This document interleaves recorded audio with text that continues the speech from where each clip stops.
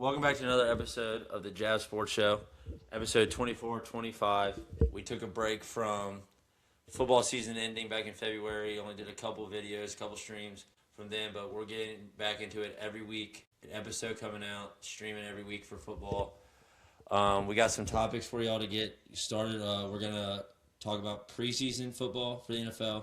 We got the 2026 NFL predictions. We're going to talk about, we have some debates that are controversial between the three of us. Kind of seeing how it goes from there. We're going to talk some fantasy football, people's strategies, fantasy sleepers, fantasy busts, possibly some rapid fire questions about who would you rather prefer to have, like a Josh Allen or Lamar in fantasy. And then we're going to get into college football because college football starts this week. On the 29th, starts this week. We got some college football games for week 0. And then we'll get into next week talking about top 25 predictions and week 1 actual results. So, yeah, and then that's it. So let's get right into it, I guess. First topic. We're going into, let's talk about the NFL preseason. So who do y'all think is your biggest preseason winner so far, player or team-wise? Who do we think is the best that we can think of in that instant? That my first is the biggest winner is probably Deshaun Watson because let's think it. Nobody thought he was going to win that position. Not a chance. I Yeah, don't not think a I chance think anybody he's the thought that. biggest winner personally. He's the biggest winner for himself because I think everybody thought they were going to go Shador and just pray that it was going to go really well. But I mean, that's my biggest winner. Who's your all's biggest winner? Team or player wise? Um, so like team wise, I think the Rams look really well, especially with Stetson. With Stetson getting in at QB2 spot, he's looking really kind of like young Matthew Stafford. Like, I mean, obviously he's been sitting behind him for 4 years, so he's bound to pick something up from him. But I think like once Matthew Stafford has his next probably 2, 3 goes at it, I mean, I think he'll be a person just to fill in, and they kind of really won't lose too much of a beat. Obviously, he's not going to be MVP caliber quarterback, but he's going to be able to hold that team together. The Rams always usually have a very solid team, no matter who they have out on that field. I think the biggest winner is probably the I like to say the Bengals defense. Might be a little biased, but they look good. They look like they actually know what they're doing on the field for the first time in a few years. Obviously, offense is the offense. They're the best in the league. They're always on. Need that offense line just to be middle of the pack like they were last year and keep Joe Burrow from getting hurt. And I think the defense will step up and they'll win the division and have some playoff success. Other than that, I'll tell you who's definitely not a winner is the Miami Dolphins. They may not win a game this year. They look horrendous. Facts. Now let's get to the most excited rookie. I love how we all had different things. Talking about the biggest preseason winner. Like I went player, you both kind of went. Jalen really went whole team. You went defensive side of the ball, which was nice. Who's one excited rookie that you kind of are like ready just to be seen to make an immediate impact? Mine's going to be a little biased. It's going to be Caleb Downs because he's going to help out that secondary so much. But Um, who do you all think is the most I exciting think rookie that you're mine's gonna be Jeremiah Love, only because he's in a conflicting offense. Obviously, last year the Cardinals weren't very great, but they also threw the ball a lot, and they went running back at no. Obviously, they didn't have a great running back, but they also didn't have a terrible running back either. So I think it's going to be different to see how this offense can throw in more runs into their thing. So them going from the number one passing offense in the league, going to have to mix in with a young running back. That as well, I think he's probably not going to perform as well as some other ones, but I think he's going to be kind of in it more for the long haul. So they're not going to run him as much as they would another team would probably run like a number one running back. They're probably going to save him a few just because they like to throw the ball a lot. Mine's going to be Mike Washington Jr. He is the backup running back for the Raiders. Genti obviously kind of iffy on his injuries. Don't know. I haven't really gotten a clear answer on what exactly is going on with him. But in the preseason, he's averaging 8 yards per carry. He is blowing up every player that comes at him. He's quick. Obviously, his role will be limited with Ashton Genti.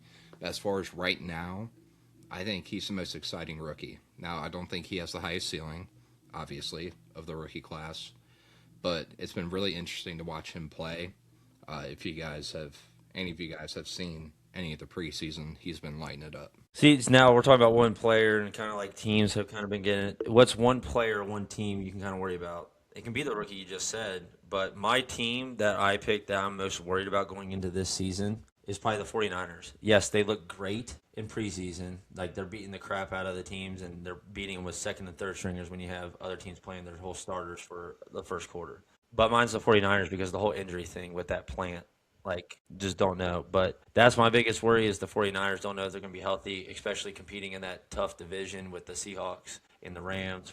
But who's the one player or team that you're most worried about? My worry would be the Patriots' offense. Not because of Drake May, not because of their O-line, but I think it's going to be an A.J. Brown issue. So in the preseason, some of the practices, he already has kind of like issues with not getting the football. And they just traded Keontae Booty, who was their number 3, number 4 wide receiver. But now he was also, but when you looked at last season, his number 3rd wide receiver got pretty much almost as many touches as number 2, number 1 in some games. So now that they're less in the wide receiver stance, getting rid of Stephon Diggs, like not re-signing him and signing A.J. Brown instead, I think, yeah, he's an elite target to throw to, but I think that's also going to come up with, like, if he's not getting his touches, he's going to throw some turmoil in that wide receiver room. My biggest concern is, shockingly enough, for the Cleveland Brown fans.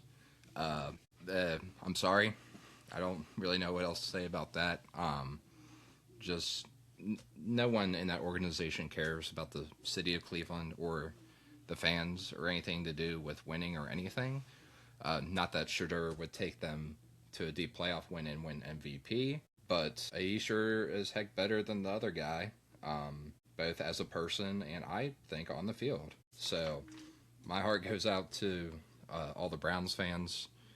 I would say hang in there, but I don't think there's any hope with that organization. Completely I think we picked on agree. the Browns Now, more last than we thing, could. last thing to round out the preseason talks real quick. Biggest quarterback storyline. I said the biggest quarterback storyline is probably Deshaun Watson still, or it might be Tua. Tua just because it was his number one spot to lose, and he's been playing awful, so they're actually going to rush probably Michael Penix to come back to play. And Deshaun Watson there's not going to be a single freaking fan that's going to cheer for him. No, he's going to get booed. Yeah, so I don't As know. he should. Who's your all's biggest storyline? Quarterback storyline. I mean, Deshaun Watson's probably up there number 1. I think an interesting one is going to be Jackson Dart for the next few years because he refuses to slide. He said if he's in that goal line stance, he's going to be like a Josh Allen and try to bulldoze his way, but he doesn't have a whole Josh Allen build. He doesn't have the speed. He doesn't have like the linebacker build. Yeah, he's a little bit bigger of a QB, but him already having probably 5 concussion protocols, not necessarily he's had concussion, but him having to go to the blue tent over and over again, I think that's going to be an interesting story going through the season of how him and the Giants go on. Yeah. What about you, Alex? I think my biggest one is, I guess the Vikings, just more interested in seeing what they do. Obviously, they're going with Kyler Murray, but just to see what their plan is with, their first round draft pick a few years ago. Obviously, Blake hates him because he's a Michigan quarterback. He's the worst quarterback in the league. So he doesn't really get an opinion on this. I do. He's terrible. He is definitely not the worst quarterback in the league by far. That would be Justin Fields, and go argue with a wall about that. But it's really just seeing what they do. Kyler's not a 22-year-old young up-and-coming quarterback.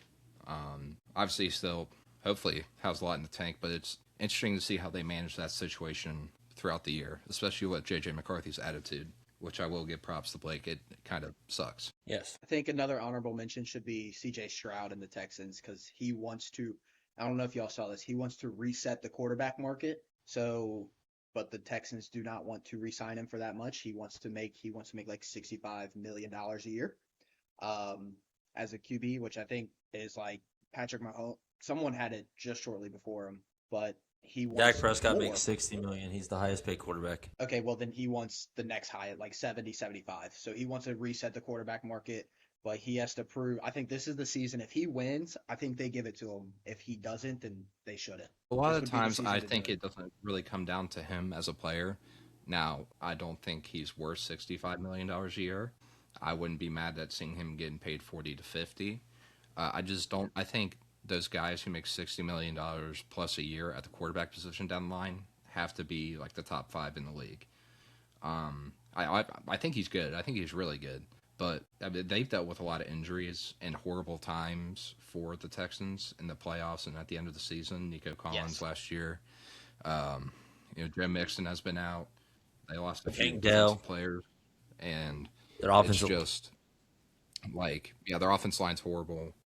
You gotta you gotta respect for going out and chasing the bag or whatever, but I don't think he's a $65 million a year quarterback. Yeah, I don't think Dak Prescott's a $60 million, but I think the only quarterback, honestly, that is worth $60 million a year is Patrick Mahomes. I don't think Joe Burrow is. I don't think Josh Allen is. I don't think he's the only quarterback that has won three super. He's won three super. And it's, but And he gets it done with like whatever's on the field. So like good yeah, receivers, so bad he doesn't receivers. need things. He's the only quarterback until somebody proves that they can go out and win the whole thing. Now Joe Burrow does beat Patrick Mahomes more, but going back to that. All right, rapid fire round. Predictions. NFL 2026 predictions for all the trophies. So I'm going to say the topic, and we're just going to do quick team name or player name. Ready? Super Bowl Go. champion, Rams. I would do Rams. I'm gonna go Bengals. Okay. I was debating putting the Bengals, truthfully. MVP. I said Joe Burrow, if he's healthy. If healthy, I think this is Josh Allen's year. If he's healthy. Joe Burrow. Offensive player of the year, I said Bijan because they're going to end up using him so freaking much, no matter who that quarterback's going to be, in screen passes, flat routes, maybe some deep routes, honestly, and then obviously they're going to run the ball with him a lot. I think Jamar Chase is actually going to win that Offensive Player of the Year. Yeah, I would say Jamar Chase, but I need to do something interesting and not just go with every player that's on my favorite team. Yeah. I'm gonna go. I'll go with Bijan as well. He's already proved how good he is. He'll get more touches this year. He's a dual threat. He's really kind of underrated in the passing game. He's really good at actually catching the football. Obviously, he's good at making people miss, but I'm saying Bijan. Okay.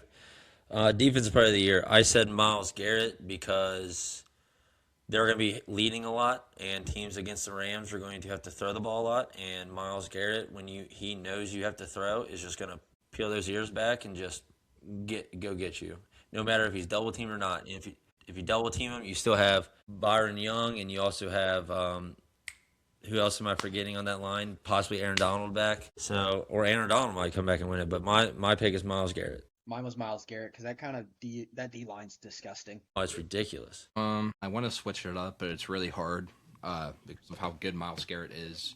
Another guy I don't think that gets enough credit for how insane he actually is. So I'm gonna go Myles Garrett as well. Yeah. Offensive rookie of the year, I said Carnell Tate because I think he's going to slide into that number one receiver role for Cam Ward down there in the Titans. Now I go back to the Jeremiah Love, agreeing with what Jalen said at the beginning. Might be throwing it a lot because they're probably not going to win a whole lot of games, not be winning a lot, so they might not be having to run it a lot. So offensive rookie, I could see very much going to Carnell Tate. I don't think it will be Fernando because I don't see him starting until like week 8. Ty Simpson's obviously not going to start, and then going on the offensive line, I just don't really see a whole lot of other dudes possibly being able to have an opportunity like Carnell does. I would go Jeremiah Love. That's if they go more into the running scheme. If they really don't, because obviously they're not going to win a whole lot. They're not going for a Super Bowl. So if they're going more into developmental, I say Jeremiah Love. And Jeremiah Love as well. Jordan Tyson would start for the Saints. He is injured and he's injury prone, so that's pretty scary to look at if you're a Saints fan. But I'm going Love. So we got 2 Loves and Carnell. Okay, defensive rookie of the year, I'm going to say Caleb Downs. I don't know actually if he's going to produce the numbers because I don't know if there's going to be people that will throw it towards him. Exactly. Maybe early, but I don't know about late. I just think he's going to significantly do it. Now, it could very much well be Arvell Reese or David Bailey. I think David Bailey is going to be the rookie of the year. I think he just has kind of like a little bit more of an opportunity on that team to show out a little bit more than what Caleb Downs is. Obviously, Caleb Downs is the Dallas defense isn't the greatest, but they actually have been coming up really well the last few weeks of last season. And I think David Bailey, where they kind of Dallas stole one of their better players, has a chance to slide in opportunity and kind of pull out those odds better. So I'm going to go David Bailey. going 100%. Reuben Bain Jr. Yep, that's also a good choice. That's self-explanatory. Surprise playoff team, a team that you think that a lot of people aren't picking to make the playoffs, but will do it. I think the Saints. I think they can win that division and get a home playoff game just because they looked really good at the end of the year last year, winning 5 out of the last 6. And Tyler Shock looks pretty good. Now Jordan Tyson not being there is going to suck, but you still have Chris Olave. You have Travis Etienne with Alvin Kamara in the backfield. Well, Kamara's hurt, I believe. But you also have Juwan Johnson, who's a pretty good tight end, and you have Kellen Moore, who's a pretty smart offensive-minded head coach. I am going to go probably you can go first, Alex. I gotta think. Sorry, Okay. I know it's quick, but I know it's a quick round. I can't even. Yeah, it's supposed to be like rapid fire. I know. You're supposed to write this down beforehand, man. I don't know how much of a shock it is, but I'm gonna say the Falcons. Again, that division is not recently has not been known to have their division winners above even 10 wins. It's always like 2 or 3 teams that are 8 or 9 wins that end up winning the division. But I'm gonna go the Falcons. I am going to go if they can hold their season together. I think the Saints, like they crazy enough, they put a few runs at the end of the season together. Like they played the last few games pretty well. They added some new additions. They kind of kept around the same players from last season. They just kind of added. I know they're still like in like a dead cap, but I think like this is the last season, all season where they were in like a dead cap. So I think the next few seasons they have up. So I think what could have done, they did well this past off season. So I think they're going to slide in, but they're going to be like a 6 seed in this playoff spot. You think there'll be a wild card? Or you think they don't have to win? You think there's gonna be 2 NFC South teams in the? There's not a shot. Well, maybe not the 6 spot. They might take it, but They'll get the 4. like, 4 then. yeah. Yeah. Now we're on to J.A.B Sports debate. We each get 1 minute to describe what which team has the most pressure on them this season. All right, I'll go ahead and start. This will take me probably 20 seconds to explain.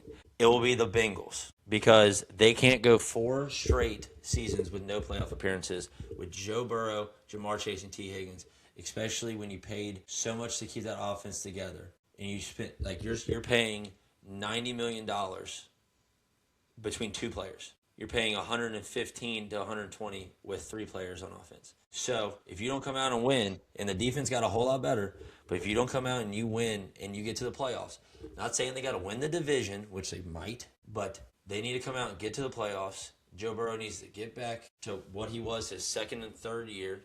Well, Joe Burrow, the Bengals need to get back to what they were the second and third year of playing in the AFC Championships and the Super Bowl. All right, whoever's next, that's mine. I think I'm also going to do an AFC North team, but mine's going to be the Ravens. You get Lamar, offensive head coach. You finally see what Jesse Minter's a defensive head coach. Is he a defensive head coach Yes. still?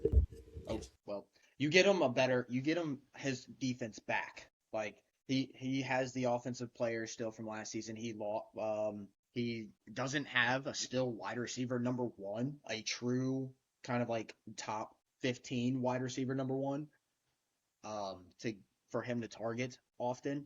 But I think the Bengals are getting better. The Steelers are always been kind of like better than average, better than most teams.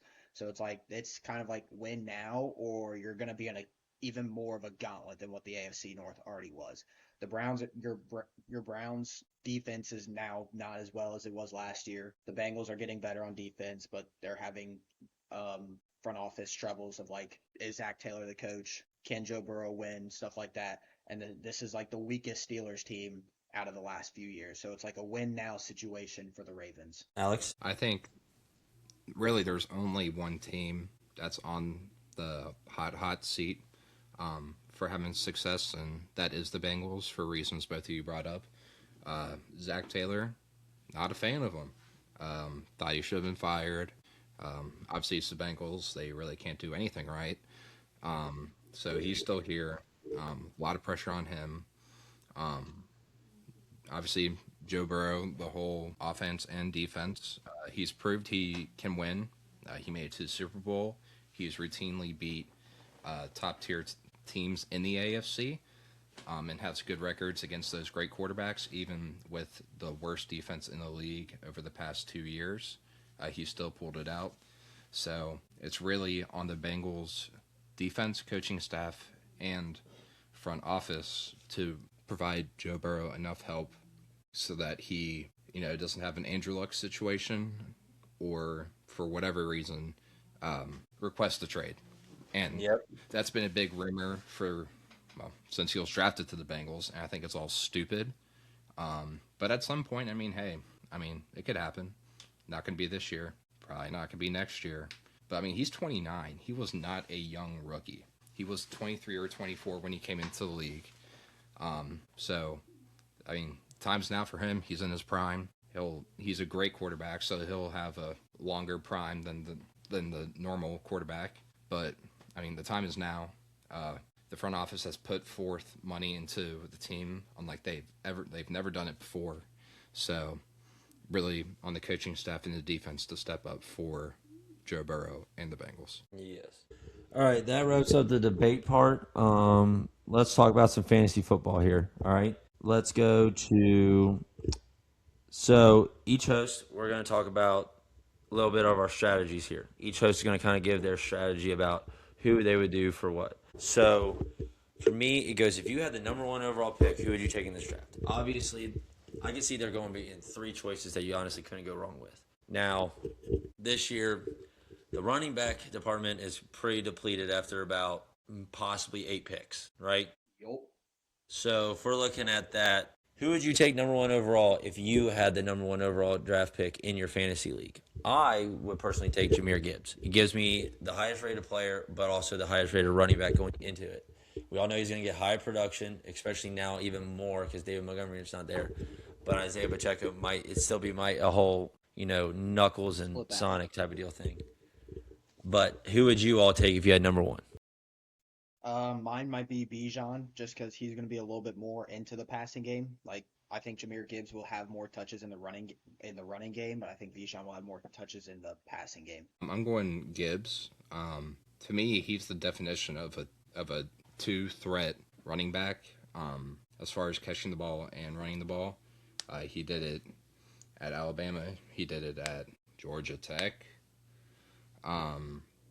He does it in the NFL. He is the person you look at. I guess it used to be Christian McCaffrey, but he's kind of the model for that two-threat running back. It still might be Christian McCaffrey, but if he could stay on the field healthy for more than one season in a row, then he'd probably still have it. But I'm going Jahmyr Gibbs, all-around threat, like Blake said. No more David Montgomery. Isaiah Pacheco is not David Montgomery. He'll obviously still get carries because RB2s still get carries, but he is the main star in that whole offense, even above Amon-Ra and Sam Laporta. Not Sam Laporta. Yep. Sam Laporta's a tight end. Yeah, I know he's a tight end. I know. I was meaning he was the tight end that you were thinking of. Yep, that's why I said Alex is going to take Sam Laporta with the first overall. Yes, you heard it here. Everyone needs to draft Sam Laporta first overall. First in his name. All right. I know we obviously all went running backs, but say you don't have the number one overall pick, right? Say you're in the late rounds of the first round. Say it's kind of like the top 6 picks, which are Gibbs, Bijan, Jamar Chase, Puka, Jason, and I believe CMC. I believe are the top 6. I think off the top of my head. So say you're number 7, right? So you kind of have a good volume of running backs and receivers left that are in the top range. So say you're picking 7th in the fantasy draft. Do you go running back or wide receiver? I think you go Jonathan Taylor at that 7th spot, or I think you go running back because it's such a deplete once you get past like the Jeremiah Loves, the Kenneth Walkers, the Ashton Genties, because then you start like digging for guys that are going to like really start taking those splitting carries, right? You go get DeAndre Swift, but he's going to be sharing carries with Mamungai or however you pronounce his name. You go with, I mean, you can go with Jacksonville starting running back who's going to be tooting.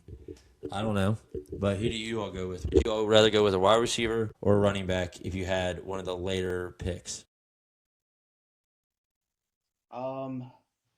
So I think mine's gonna be a little bit more unconventional than most. So K9. at this point, if no, I'm not going K9. I'm actually not going K9.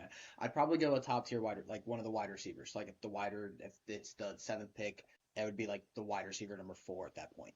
And then depending on what the people behind me do, assuming if I'm 7 and it's a 10-man league, if 8, 9, and 10 all take running backs, at that point I might take another like so it'd be wide receiver number 4 and wide receiver number 5.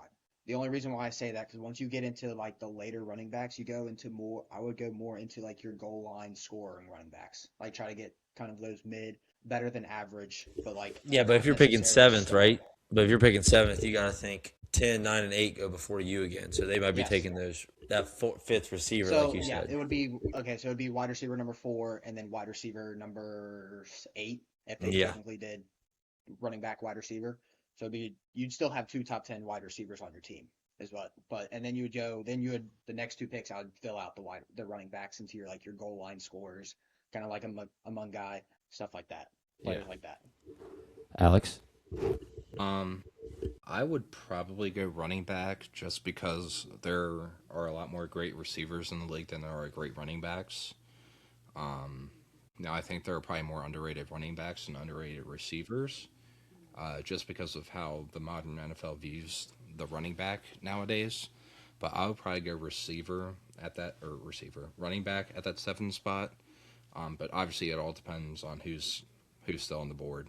But if there's a RB1, not the RB1, but if there's a RB1 on a team who's proven or has tons of upside, like Jeremiah Love, I'll probably go running back. But if there's a run on running backs to start, and you're left with Christian McCaffrey, I would probably pick Amon-Ra St. Brown or a wide receiver like that over Christian McCaffrey at this point. 100%. I forgot about Amon-Ra. Amon-Ra's up there too, so he might have been available. But how early would you say it is to take a quarterback? Like, would you say it's early? I would say 3 or 4. Which this year, because I don't think this is common knowledge. Like, I don't really think we have to talk about this because I think the history of fantasy football, it's kind of like you always take a quarterback later. But in this day and age, there's so many quarterbacks that run the ball now and throw it. So I mean, if you're taking Josh Allen, which a lot of these mock drafts have Josh Allen going late 3rd, early 4th, as late as only 5th round. So I would say 3rd or 4th round is pretty early, but like historically, but recently it's not. It's not like if somebody in our draft on Saturday was like, which probably might be me. If somebody was like 3rd round, I'm taking Josh Allen, I wouldn't be like, oh, shocker. I think if you have like an early 3rd round pick, Like back to back. You're saying like if you pick like number 2, like if you pick number 2 overall, like if you was technically what would that be like the 10 spot? that would technically be the That'd be 19th, the 19th and spot. 21st So, pick. Yeah, 19th so and 20 or 19th and 22nd pick. Yeah. So like if it was, yes, it would be. I think early 3rd round would be there. Yeah. Yeah, I mean, we all know Cam's going to pick Joe Burrow in the 2nd round this year. He's insane. It never works. Him out and for crew him. both, man. Him and crew both. He hasn't won a fantasy league ever since I started playing fantasy football with him, and that was in God, I'm so old. 8 years ago. Holy moly, that's insane to say. But I would say probably 4th round. Late 4th round, start to see some of those quarterbacks go. So I'd probably say the 4th. Okay. So we're all around there. When should you draft a tight end? Besides Brock Bowers, I'd said round 6 or 7. Like you have Trey McBride and stuff like that. I'd say that's all I'm saying about the tight end. I'd say 4th or 5th. I mean, there are a bunch of other really good. I do. There are a 5, bunch so of really I good usually- other tight ends, like Sam Laporta. Hey, Tucker first Kraft. overall pick, baby. That's the first draft pick.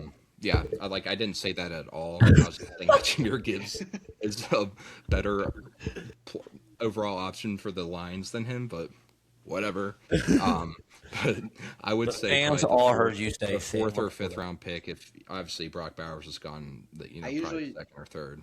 Me personally, I usually do it the round after the QB. So I usually pick a QB, try to do like fourth round, and so it would be fifth round typically when I get a tight end. I'm saying like the fifth round, you still have like you said, if you go wide receiver heavy in the first 2 rounds, you're having to get those running backs that need those things because we might be getting there. So I don't know if you can waste a fifth round pick on a tight end because honest to God, there's only probably 3-4 tight ends in the whole league Well, that if I you get know they're going to get targets like every game, and it's Trey McBride, Brock Bowers, Travis Kelsey, Tucker But Kraft.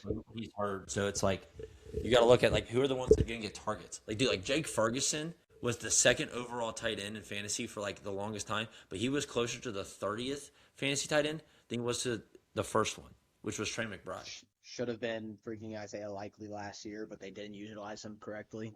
Okay, But he's gone.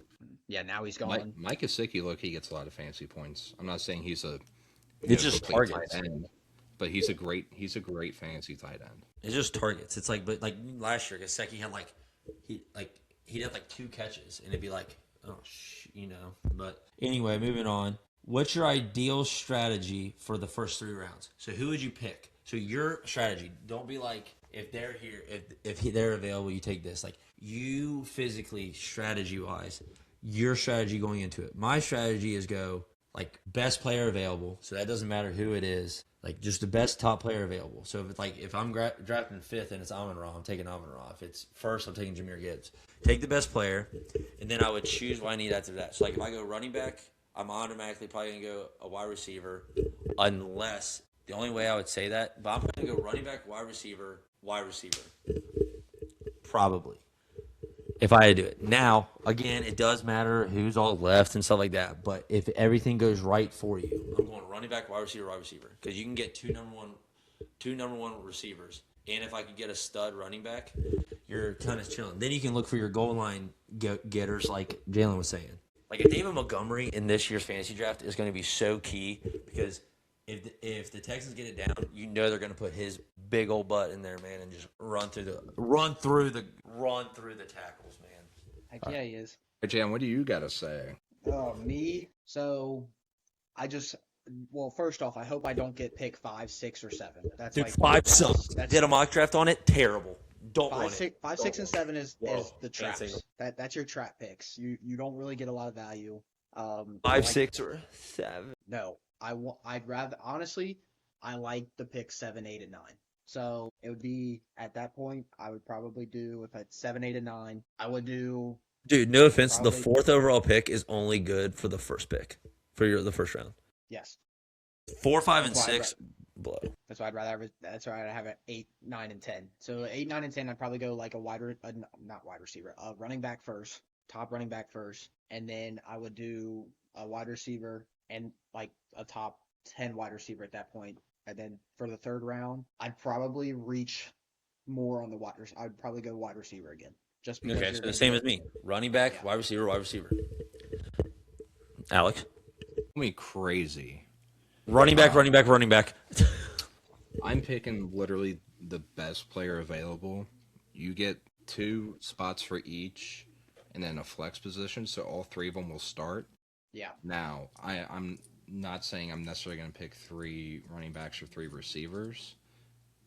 I'd be way more likely, I think, you'd way more likely be able to end up with better receivers down the board than running backs.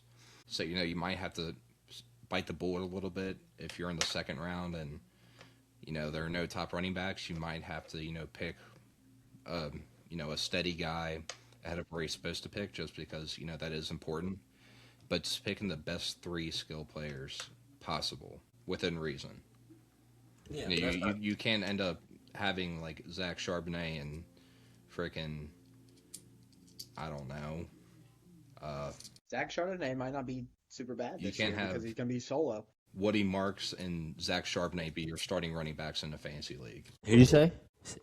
Woody Marks and Zach Charbonnet. Yeah, I don't know if you're gonna. Dude, Zach Charbonnet broke his whole leg, and they love Price, the running back from Notre Dame, Jadarian Price, which he's up there on fantasy boards too, which you can get in later. Yeah, rounds. he'll be good. So it's going to be another split back situation in Seattle. 100%. Jadarian Price is probably gonna be the new K9, and then Zach Charbonnet is gonna come in there and get 13 rushing touchdowns somehow.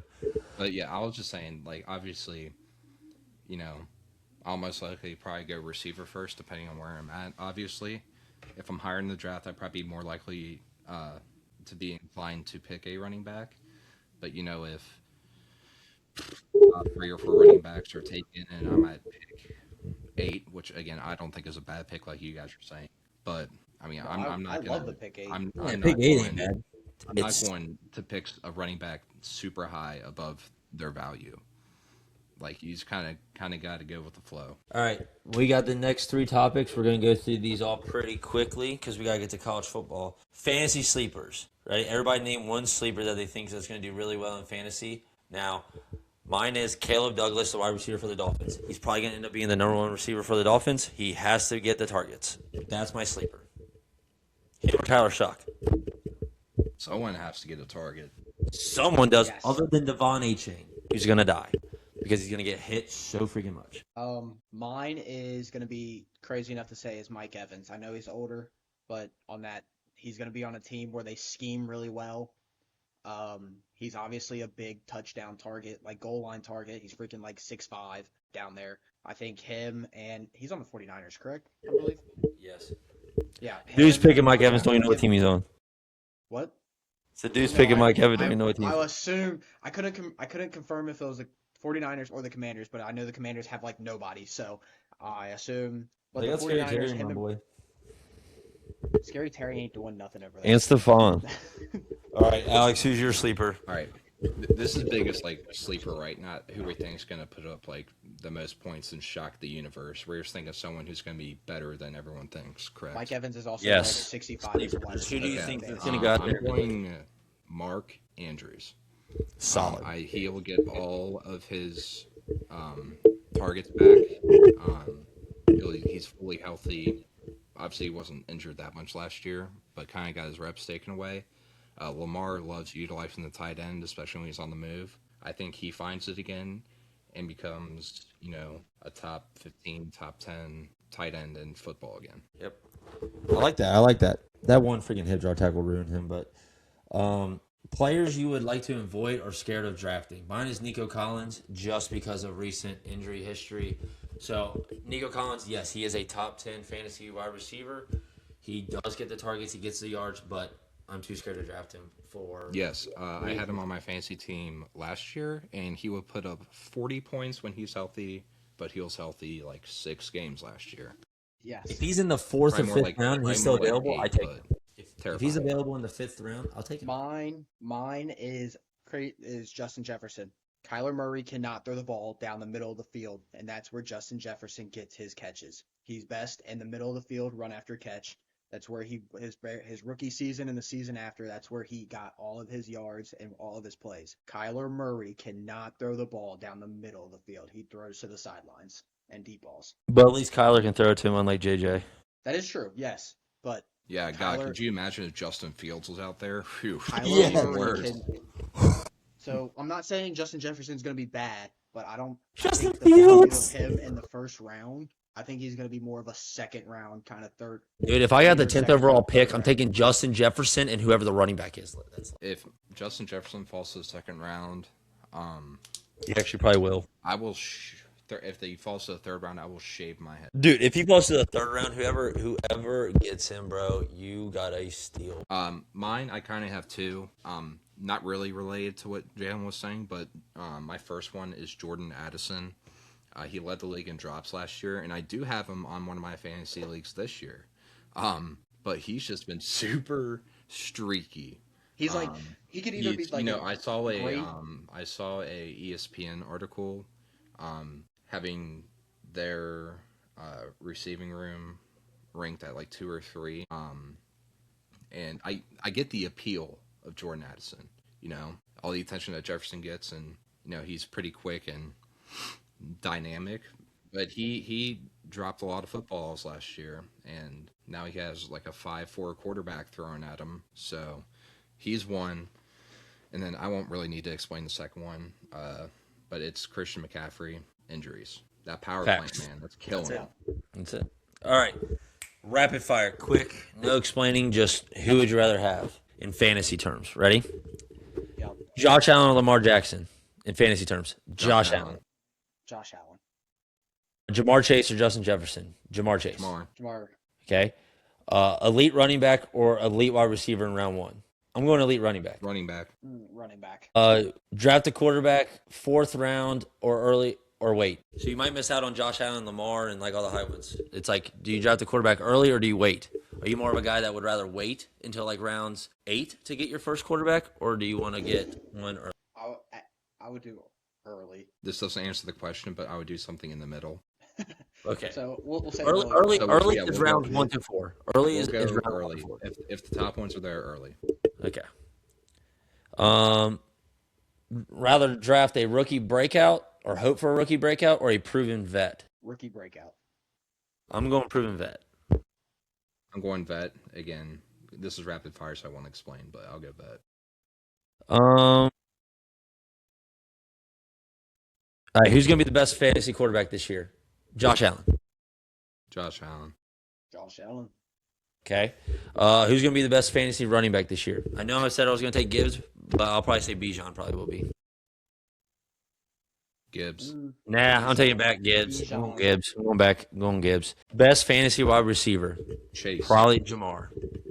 Jamal. Best fantasy tight end? Trey Brock. McBride's going to get those touchdowns. I'm Brock. gonna say Laporta. Okay. Whoa, Alex. Hey, that's the 101 right there, man. Yeah. 101. All right. Let's finish this up with some college football talks right here. So let's get into college football. College football starts this week. We got TCU versus North Carolina in Ireland. I believe at noon here. But I just want to get in the top 25. Just know the teams in the top 25. If you need to know them, look them up. But I wrote down, we have 3 questions.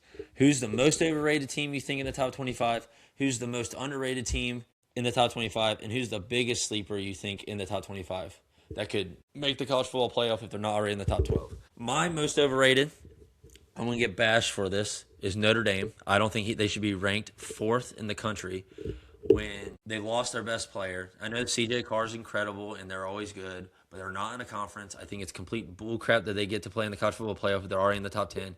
They don't have to play for it, but while everybody else has to play for a conference championship, I don't like that. Most underrated team is Texas. They have a better roster than Ohio State. They need to be number 1. I don't like Ohio State being number 1, and I'm a Buckeyes fan. And I also, most underrated, you could also put Indiana. Indiana being 6th is also stupid. Won the Natty. I mean, they lost Fernando, so I understand that. But I'm saying Fernando's is like the biggest one. You know what I mean? Yeah. They lost their 2 running backs. They lost their 2 best receivers, and they lost a good amount of dudes on the defensive side. Or they lost like 3 or 4 guys on the defensive side. But my biggest sleeper is going to be SMU coming out of the ACC. They should have been in the ACC championship last year, but they had that freaking choke against, forgot who it was at the end of the year. But SMU, been seeing a lot of talks about them. They're my biggest sleeper to come out and possibly make the college football playoff. Kevin Jennings is a dog. Go watch film on Kevin Jennings. He is a dog.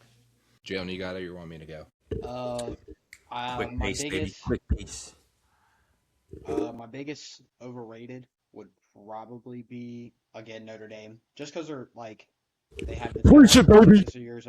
Over the years, they always have the talent to be. They're usually finish around the last few years in that like 12, between 12 and 8, which technically would get you into the college football playoffs, especially if they're in that 8, 10, 9, 8 spot. 12, at least this year, might get you in, might not for them. But my biggest sleeper would also probably be Texas, just because Texas has.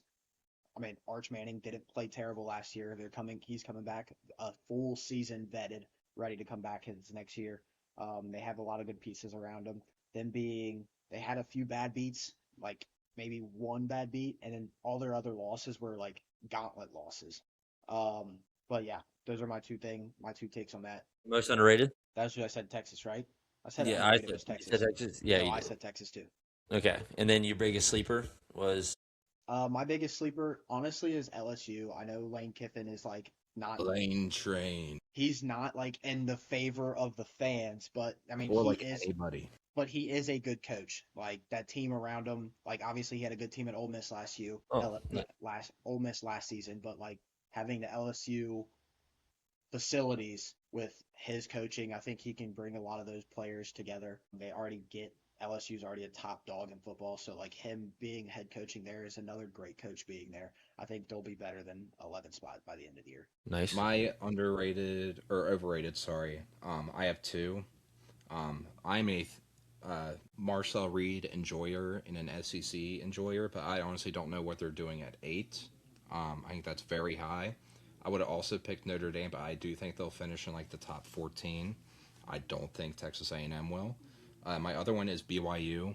Um, I never. Their coach is awesome. They have a great head coach. But Bear Bachmeier's gonna have a big prove year, and I don't know if he has the weapons.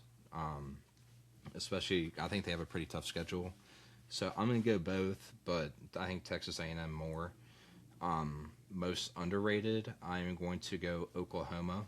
Now they're at 10, but John Mateer is also a dog. He was one of the best quarterbacks in the SEC and in the country last year before I think he broke his arm or his wrist. I think it was his thumb. I think they're the most underrated team in this top 25. And then what was it, sleeper team? Yeah. Like who's gonna be the biggest sleeper you think gonna be in the year? I said SMU.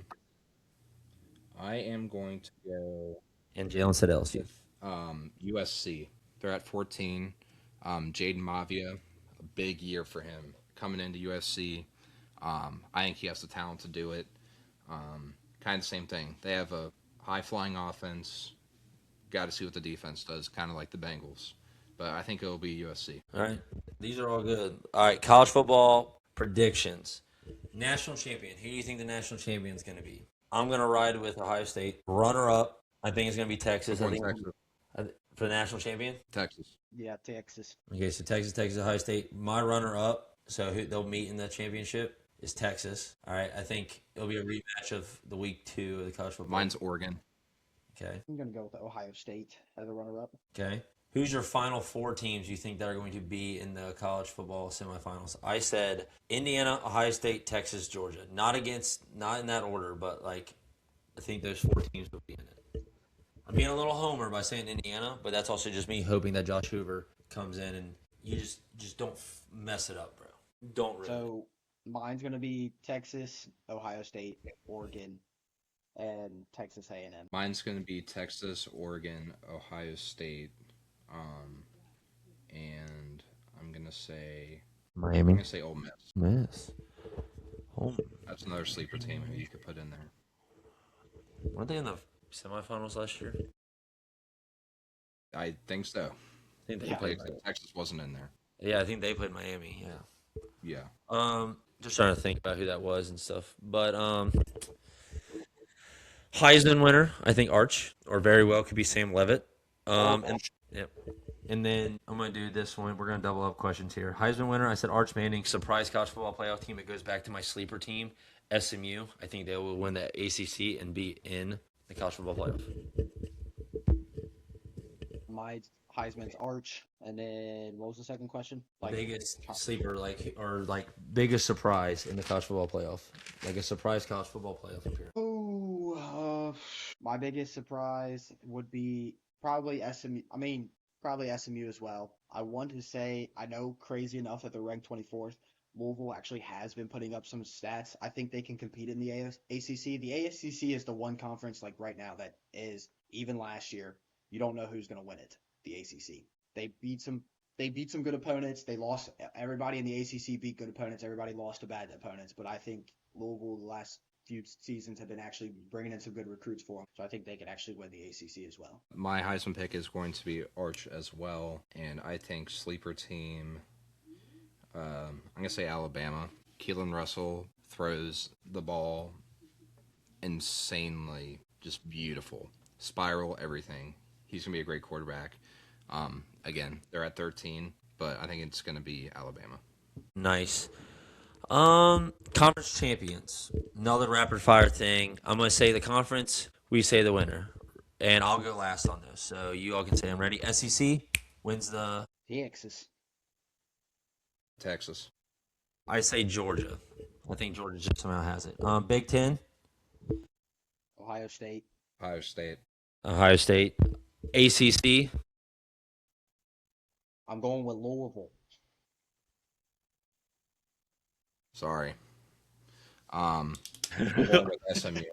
I'm going with SMU as well. Big 12. I don't know. I'm going Texas Honestly, Tech. I don't know. I don't know. I'm I going really Texas don't know. Tech. Probably Texas Tech. Texas Tech. Yeah. They've run in that They're the conference. highest rated one, so I'll go with them. All right, and then I guess we can kind of talk about this real quick, like really short, and then we can let Alex wrap it up with MLB, and then we can close it out. Has NIL made college football better or worse? Worse. With all the shit, with all of it going around, worse. Worse. They need to cap off everything about how much you can make. I believe in It should have been paying. capped from the beginning, and now it's too late to even change it. It's either gonna be all or nothing at this point. So Yep. There you go. All right, Alex. Anything about the MLB? Because we only have about the Reds a month are left. horrible. They need to fire everybody involved with that organization. Great win tonight. Yeah, Really that's all we great, can say. meaningful win. Is that all you want to talk about the MLB for? I mean, I'm talking about the whole MLB or the Reds. Like, it won't be long if I talk about the whole MLB, but Let's talk about the whole MLB. Like, can you talk about? Dodgers are not doing as great as some people might have thought. I guess my pick for the World Series at this point will probably be the Phillies. You think the Phillies will win it? Could see it. The NL's stacked, bro. You got the Phillies, the Brewers, and the Dodgers. Yeah, Brewers look good too, but I can't cheer for them. No, we can't. But I'm admitting that they're good. But I'm not. They're trash. anybody got anything else to say before we wrap this up? We'll do a little more MLB next week, but We're gonna be doing this every week with football season. I think that's a good pattern for us to do these regular videos like that. We'll be streaming. Catch us on the Twitch. It's always popping. it's 18,000 viewers.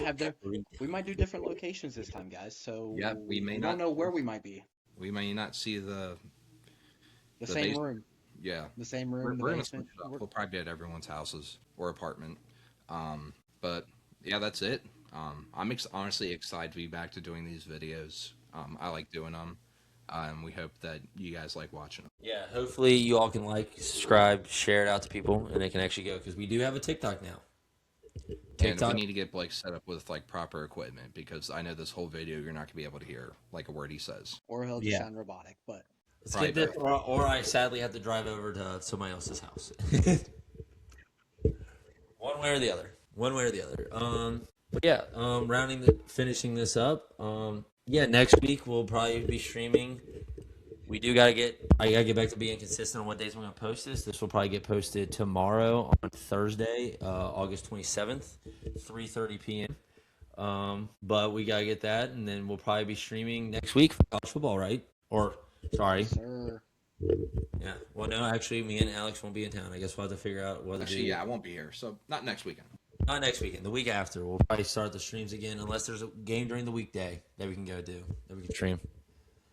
But next week, guys, catch us out for more talks about preseason finishing up, talking about the NFL season more, college football getting into it more, guys. So don't forget to like and subscribe and follow all of our Instagrams and other accounts. Peace. Peace.